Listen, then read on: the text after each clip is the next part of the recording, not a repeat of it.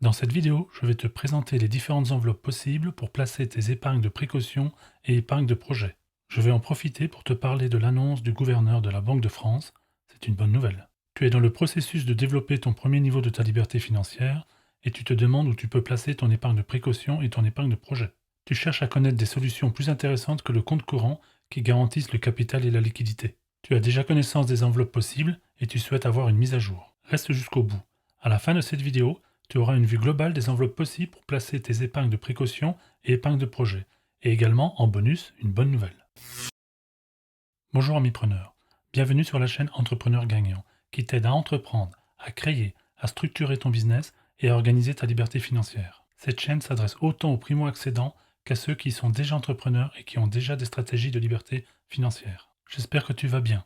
N'oublie pas de t'abonner si ce n'est pas déjà fait. Cela aide à faire réellement grandir la chaîne Entrepreneur Gagnant et à promouvoir, grâce à toi, le réseau d'entraide mis en place. Ensemble, on est plus fort. Un grand merci. La question est, quelle enveloppe faut-il privilégier pour placer tes liquidités tout en ayant le capital garanti et la disponibilité à tout moment? Pour répondre à la question, passons en revue les différents livrets disponibles en France. Il y a 4 livrets et ils se caractérisent par l'argent placé est rémunéré. L'argent est dit liquide, c'est-à-dire disponible à tout moment. Les intérêts sont versés en début d'année suivante. Les intérêts sont exonérés. Il n'y a pas d'IR, ni de prélèvements sociaux. Les taux d'intérêt sont nets de toute taxe et impôts. Il n'y a pas de frais de gestion de compte. Pour commencer, il y a le livret A. Le livret est destiné à financer les logements sociaux. Le livret A est accessible pour toute personne majeure ou mineure dans la limite de 1 livret maximum par personne. Le taux de rémunération sont fixés par le gouvernement. Il est de 1% par an depuis février 2022. Le plafond, c'est-à-dire la somme maximum d'argent qu'on peut y déposer, est de 22 950, hors intérêt.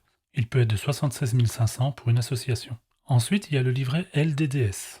LDDS pour Livret Développement Durable et Solidaire, anciennement Codévi. Le livret LDDS est accessible pour toute personne domiciliée en France dans la limite de 1 livret maximum par personne et 2 maximum par foyer fiscal.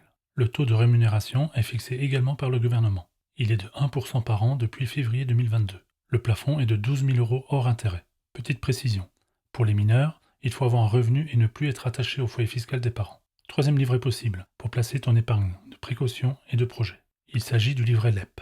LEP pour Livret Épargne Populaire. Le livret LEP est accessible sous condition de revenus pour toute personne domiciliée fiscalement en France dans la limite de 1 LEP par personne et 2 maximum par foyer fiscal. Les conditions de revenus sont par exemple pour une personne seule de 19 977 € de salaire annuel après abattement des 10% ou des frais réels. Et pour un couple de 30 645 €, toujours après abattement de 10% ou des frais réels. Là aussi, la rémunération est fixée par le gouvernement. Il est de 2,2% par an depuis février 2022. Le plafond est de 7 700 € hors intérêt. Le dernier livret que je vais te parler est le livret jeune. Même si c'est le moins intéressant, il a le mérite d'exister. Le livret jeune est accessible pour toute personne domiciliée en France qui a entre 12 et 25 ans, dans la limite de 1 livret maximum par personne. Bon à savoir, le livret jeune est clôturé et les fonds avec les intérêts sont transférés sur ton compte courant le 31/12 de l'année de tes 25 ans. Cela intéresse bien évidemment uniquement les personnes qui ont la chance de se lancer dans le développement du premier niveau de la liberté financière avant 25 ans. Le taux de rémunération est fixé par la banque. Il est de 0,75% par an depuis février 2022. Le plafond est de 1 600 € hors intérêt. Une question que beaucoup de personnes se posent.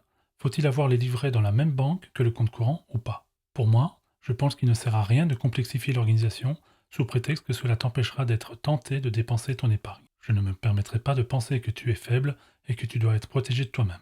Bien au contraire, je suis certain que si tu regardes les vidéos de la chaîne Entrepreneur Gagnant et que tu souhaites aboutir à ta liberté financière, c'est que tu as toutes les motivations et l'énergie pour avoir la rigueur qu'il faut. Pour moi, c'est plus simple d'ouvrir les différents livrets dans la même banque que ton compte courant.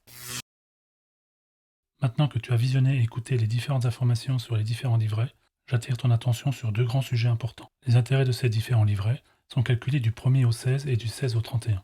Cela signifie qu'il faut en tenir compte dans tes différents mouvements de trésorerie. Et le plus important, attention aux nombreuses arnaques qui te promettent des livrets à plus de 5 à 6%. Cela n'existe pas au moment où je tourne cette vidéo.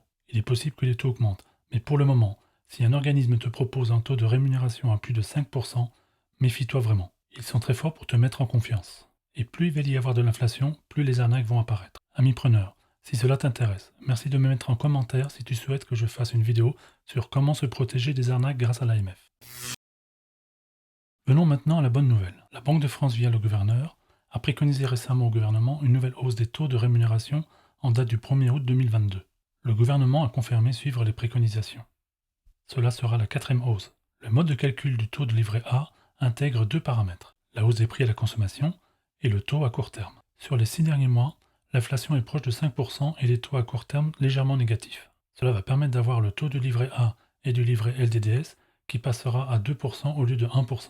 Concernant le livret LEP, qui pour rappel est conditionné au revenu, actuellement à 2,2%, va passer à 4,6% annuel. Bien évidemment, cela ne couvrira pas les pertes du pouvoir d'achat à cause de l'inflation, mais cela reste pour moi une bonne nouvelle. Pour résumer, ces 4 livrets sont de bonnes solutions pour placer ton épargne de précaution et de projet, encore plus si les taux augmentent au 1er août 2022. Avec le total des plafonds de 34 950 €, si tu prends au minimum en compte le livret A et LDDS, et de 44 250 € si tu utilises les 4 livrets. Cela te laisse une belle marge de manœuvre pour placer tes différents fonds d'épargne. J'espère que cette vidéo a pu t'apporter toutes les réponses à tes interrogations concernant les enveloppes à privilégier pour placer tes liquidités, tout en ayant le capital garanti et la disponibilité à tout moment. Si ce n'est pas encore déjà fait, je t'encourage à passer à l'action. Je reste bien évidemment disponible pour toute question complémentaire. Ami preneur, merci pour ton écoute. N'hésite pas à commenter. Mets-moi un pouce bleu, cela me fait très plaisir. Abonne-toi si ce n'est pas encore fait.